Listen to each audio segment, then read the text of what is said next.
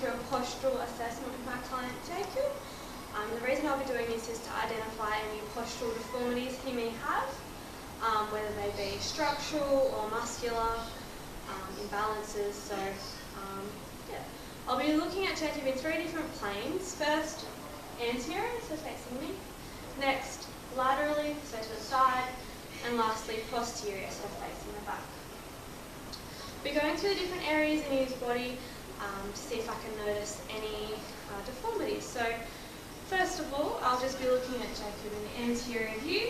So I'll be starting with his head, see if I can notice any pain in his head. So poking forward excessively, which doesn't seem to be. Next, I'll be checking the shoulders for any roundness, pulling forward.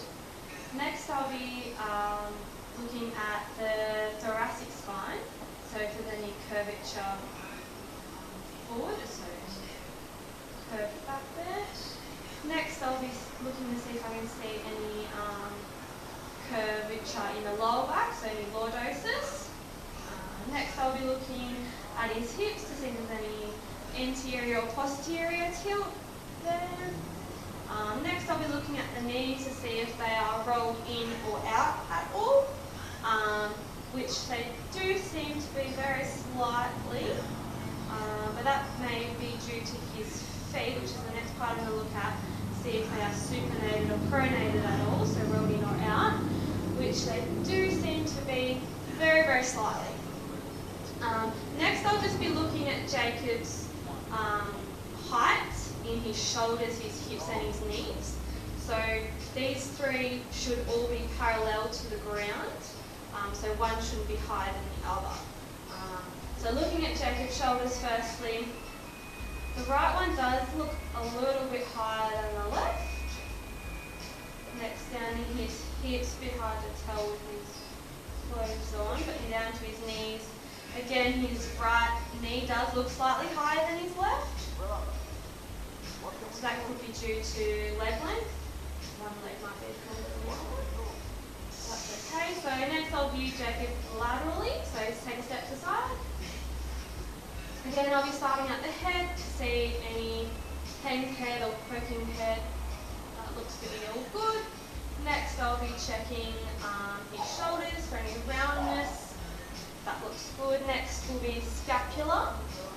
So the scapula do look a little bit protracted, so poking out a little bit, so they're not quite flat against his spine. Next I'll be looking at his thoracic spine to see if there's any curvature there, which there isn't. Down to the lumbar spine to see if he's got any lordosis. So I'm just going to press in his shirt here, and there does seem to be a little bit of a curve there, like nothing too serious.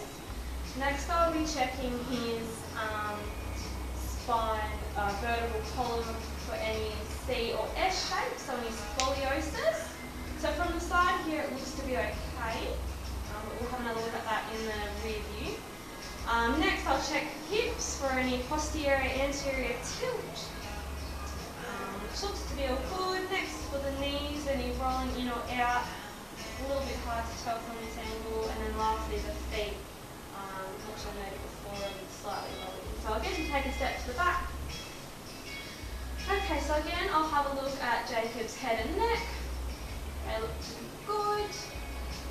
The shoulders again, for any rolling forward, the scapulars, which I noted before are slightly winged. The thoracic spine, no curvature there. The lumbar spine, a little bit of a curve there. And the vertebral column, for any SLC shapes, that looks to be okay. Next, the hips, any posterior anterior tilt, they look okay. The knees, again, there is one that does look slightly higher again than the other. And then the feet, very slightly rolled in. So now I'm just going to look at the height of Jacob's shoulders. It definitely is one shoulder higher. On the left one there. Down to the hips, and then